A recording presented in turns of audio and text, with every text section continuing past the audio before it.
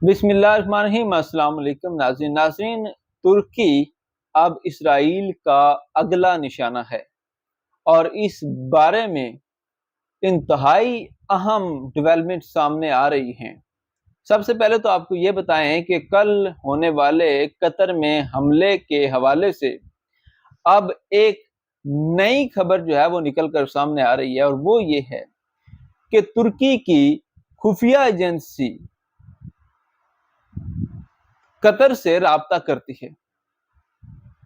चंद minute पहले उस operation के जो कि हमास के लीडर्स को निशाना बनाने के लिए किया गया था, यानी कि तुर्की की जो खुफिया एजेंसी है, जैसे हमारी है आईएसआई, इंडिया की है रॉ, इसराइल की है मोसाद, इसी तरह तुर्की की भी अपनी एक खुफिया एजेंसी है जिसने इस हमले से चंद मिनट्स कबल कतर को आगाह किया कि इसराइल जो है वो उस मीटिंग में शामिल होने वाले शुरका पर हमला करने जा रहा है जो कि जंग बंदी के लिए दोहा में हो रही है।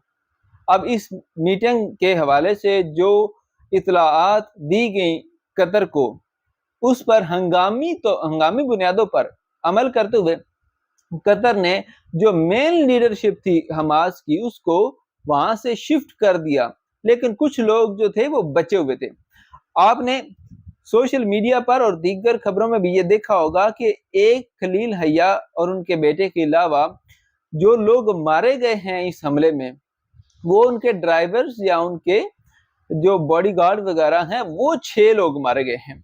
यानी कि जो सीनियर रहनुमा हैं उनमें कोई भी ऐसा रहनुमा नहीं मारा गया जो कि सीनियर लेवल पे उन मुज़ाकरात में शिरकत करने वाला था।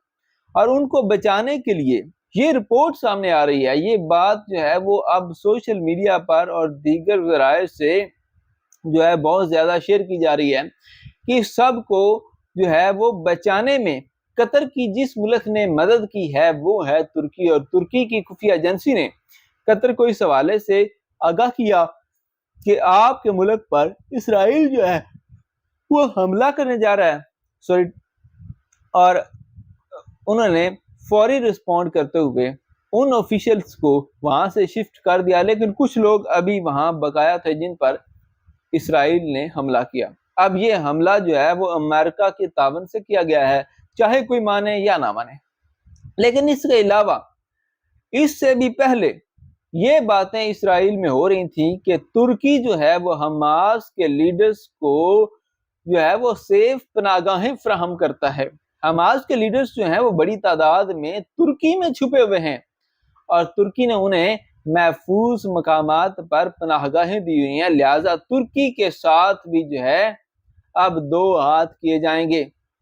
इनके एक सीनियर तज्जियाकार और इनके स्पीकर पार्लियामेंट जो हैं उनके और दीगर बड़े जो फिगर्स हैं इनके, उनकी तरफ से ये बयानात सोशल मीडिया पर अब खुलकर सामने आ रहे हैं कि कतर के बाद अब अगला नंबर तुर्की का है। और इस हवाले से खबरें ये चल रही हैं कि तुर्की और मिस्र के हवाले से, इजिप्ट के हवाले से ये खबरें आ रही हैं कि अब वहां पे भी चूंकि कहा जाता है कि हमास के जो ओहदेदार हैं वो पनाह लिए हुए हैं, तो वहां पे भी हमले किए जाएंगे।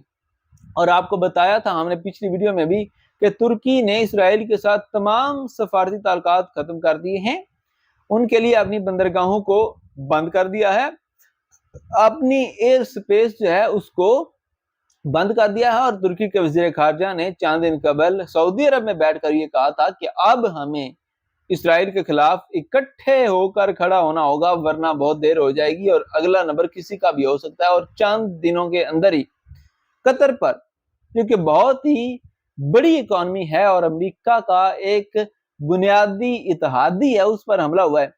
तो इस हवाले से अब 2 खबरें बहुत ज्यादा इंपॉर्टेंट है। एक तो ये कि खबरें आ रही हैं कि तुर्की ने अपनी खुफिया एजेंसी के जरिए कतर को ये खबर दी और अमेरिका इसराइल का जो हमला है उसको नाकाम बनवाया, इसका भी बहुत गुस्सा है उन्हें। और दूसरी खबर ये कि वो दावा करते हैं कि हमास के लीडर तुर्की में मौजूद हैं जिन पर हमला किया जाएगा।